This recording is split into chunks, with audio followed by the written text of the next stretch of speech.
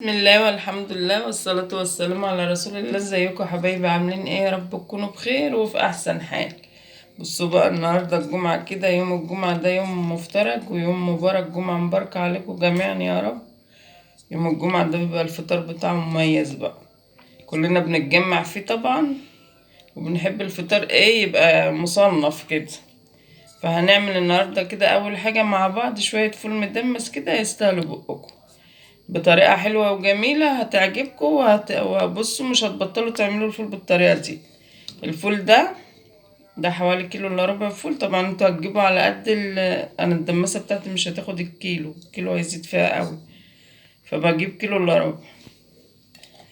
آه اللي دمسته كبيرة يقدر يكبر الكمية، يعني كده كده يولع وهيستهلك غاز فيكبر الكمية عشان ايه يبقى بالمرة يعني. انا كده من بالليل كده خدته غلوة كده على النار وطفيت عليه وسبته في المية. هنعمل بقى فيه ايه دلوقتي؟ هنرمي المية دي ونحط له مية سخنة ونحط له بقى التكات والحركات عشان يطلع معانا احسن فول واجمل فول هتاكلوه النهارده. صلوا على النبي ووحدوا الله وقولوا لا اله الا الله وحطوا لايك وكملوا الفيديو معايا للاخر. هرمي المية دي وارجع لكم. بصوا يا حبايبي، انا كده رميت المية، نحط مية سخنة كده من الكتل. بسم الله. اوريكم كمان كمية المية المناسبة اللي تبقى على اللي على الفول. احنا مش المفروض نحط ميه كتير قوي عشان ما يقعدش يفور ويتدلق، وكمان عشان لما يستوي القلب ما يسيبش القشرة بتاعته ويطلع كده يدوب في الميه، يبقى الفولة ماسكة نفسها. وطبعا هنحط برضو ايه، هنخلي دايما في ميه سخنة في الكتل، لو لقيناها محتاج ميه هنزوده في اثناء ما هو بيستوي كده. دي اول حاجة حطيناها على الفول بتاعنا. بسم الله. تاني حاجة بقى العدس. دول حوالي 3 4 5 كده معالق عدس حلوين، هنحطهم كده عليه.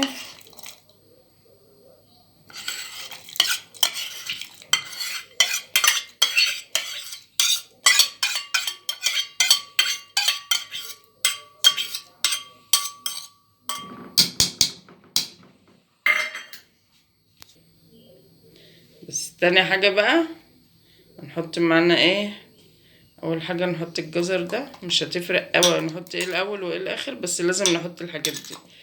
جزرية وسط كده مقطعاها، حتة من قرن فلفل، ليمونية مقطعاها شرايح هنحطها بقشرها بحالها كده، ودي طماطمية اهي مقسومة كده 2، والبصلاية الحلوة الجميلة الصغننة دي، وبس، ولا اكتر ولا اقل. اهو هنحط بقى، نسيبهم كده، نعلي الاول كده يغلي. سواء انا كنت مولعه النار وطفت اهي، هنولع النار دي.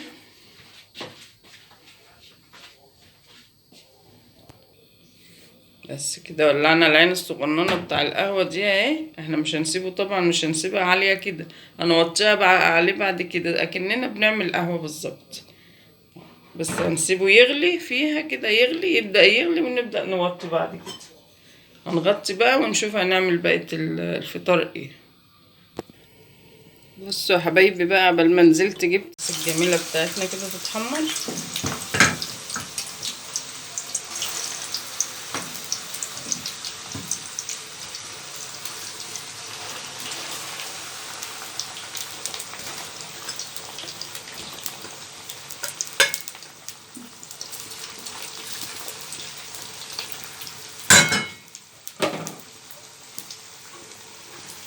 الطاسة دي بقى ننزل بالباذنجان كده.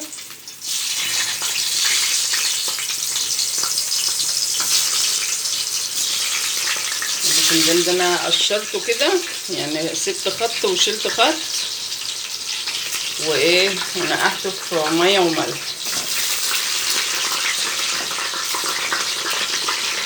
عشان ما يشربش زيت. ممكن تعملوه بالدقيق برضه عشان ما يشربش زيت معايا.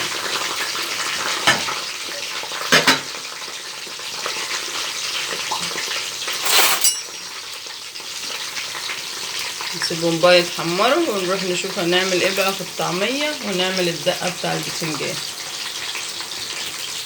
دي الدقة اللي هنعملها البتنجان. واحدة فلفل حامي اهي تحت اهي انا مقطعاها كده، وواحدة رومي وكام فص توم. دول كده ايه هنفرمهم في الكبة فرمة حلوة كده ونحطهم على البتنجان. مش مهم اللي تبقى عندي. تعالوا بقى نشوف هنعمل ايه في الطعمية الجميلة بتاعتنا دي. نعمل شوية طعمية عسل. ثواني هبص على البتنجان وجايه لكم.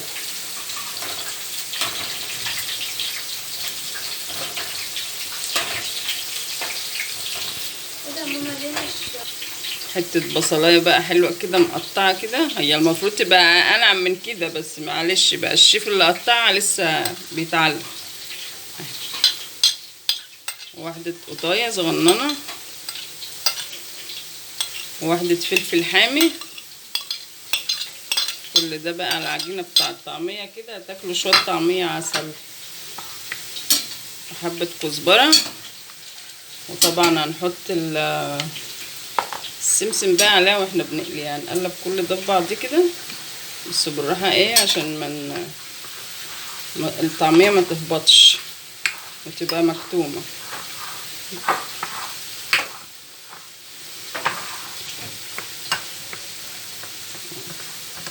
ممكن نحط عليها بضاية كمان، نجيب لها واحدة بيضة ونحطها عليها عشان هي كده بصوا جامدة شوية. نسيبها كده بقى اما البطاطس نطلعها نبدأ نقلي الطعمية. اهو يا حبايبي بقى نحط الدقة كده على البتنجان. حكم البتنجان بتاعنا الحلو الجميل ده ما يحلاش الا بالدقة.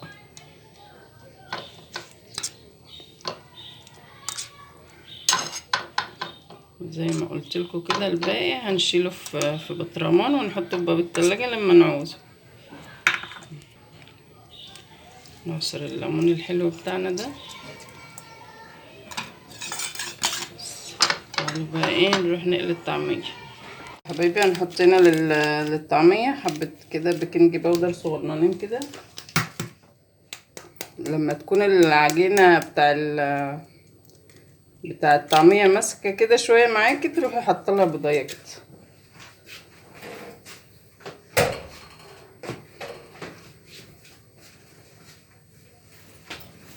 ثواني انا جايلكوا اهو متقلقوش. نقلبهم بقى كده كويس كده تبقى الطعمية بتاعتنا خلاص مش ناقص بقى غير تتقلي. البيكنج باودر ده برضه هيخليها تتنفخ معانا كده وتبقى حلوه.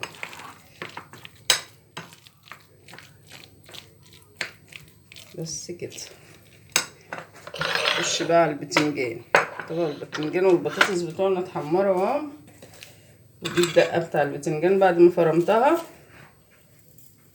يلا بقى نحط الملح. طبعا الملح بقى كل واحد على حسب ايه ما بيحب الملح ايه. ندي عصرة ليمونة هنا على الدقة كده بتاعتنا الجميلة. مش هنحطها كلها دي طبعا عشان كتيرة، هنحط منها على البتنجان والباقي هنروح شايلينه كده ايه. بقى نسمي الله كده نخش على الطعمية. بصوا القطة وبصوا البصل فيها يا سيدي. ونسويه كده. ناخد السمسم الحلو الجميل بتاعنا ده ونلم القرص كده حلو. نروح نازلين كده اهو. بسم الله. انا مش معليه النار على الزيت عشان لو حطينا الطعميه في الزيت سخن قوي هتبصوا تلاقيها فرولت منكم وعمت كده في الزيت ومشيت بعيد عن بعضيها يعني.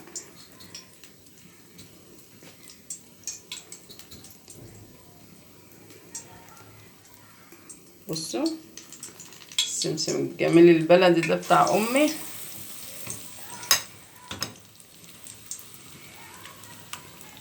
طبعا قطعوا بقى بالطريقه اللي تعجبكم، كبير صغير زي ما انتوا عايزين.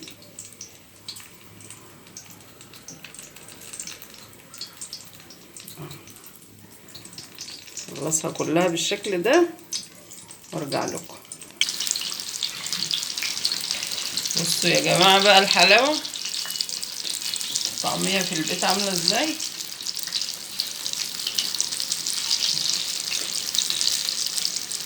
طبعا ده ب5 جنيه عجينه. حطينا البصل بتاعتنا اللي موجوده في البيت والقطايه والكلام والحاجات اللي انتوا شفتوها دي. بصوا عملت لنا كميه قد ايه. ابو 5 جنيه لو جبناه مستوي من بره مش هيقضيله. نسيت كده اوريهم الجمال والحلاوه وبكبكه الفول كده اللي بتبكبك في قلبي كده. يلا يلا يلا، بسم الله ما شاء الله، بسم الله ما شاء الله. احنا برضو هنسيبه على النار. الموضوع مش يعني فطار، لا هو الموضوع خد وقت. يعني الفول كده دلوقتي بقاله على النار حوالي 4 ساعات. كل ما تسيبيه بيستوي احسن يعني. بصوا بصوا الشكل والجمال والحلاوه. بصوا شويه فول زي العسل.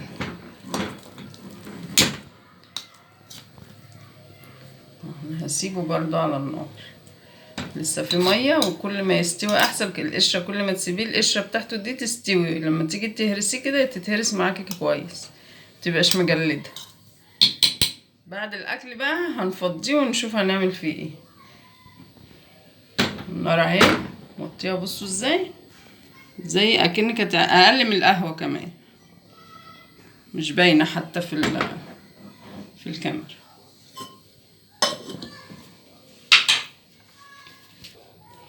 يلا بقى نحبش الفول كمان. اول حاجه كده عصره الليمونه الجميله دي،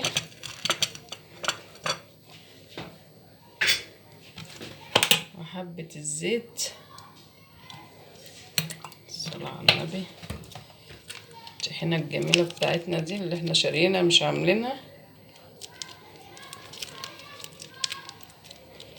انا عامه هو ولادي اللي بيحبوه بالطحينه، لكن انا طالما الفول طالع كده من الدماسه قدامي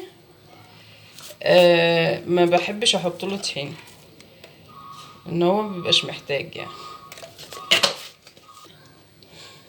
بصوا يا حبايبي انا جبت كمان حته دقه اهي من اللي انا حطيتها على البتنجان.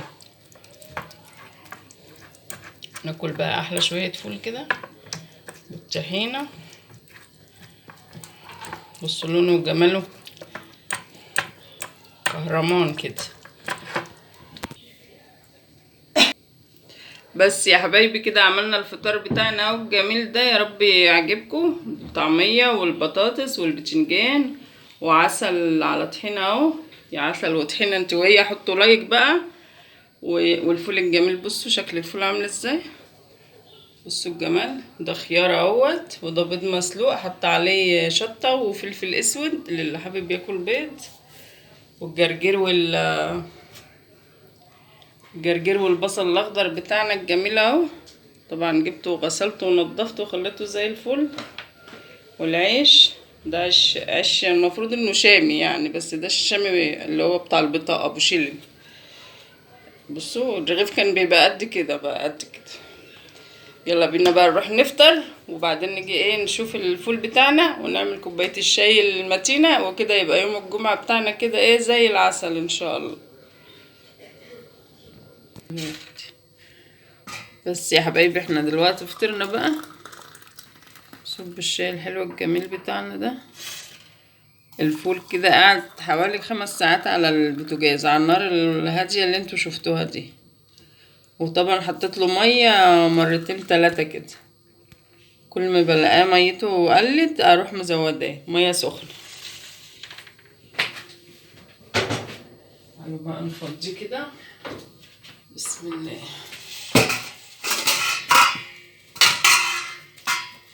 وشك. بسم الله نفضيه هنا كده. الصلاة على النبي. بسم الله ما شاء الله. بصوا العسل، بصوا الجمال، بصوا الدمسة، بصوا قلبها ولا لازق ولا شاط ولا اي حاجة اهو.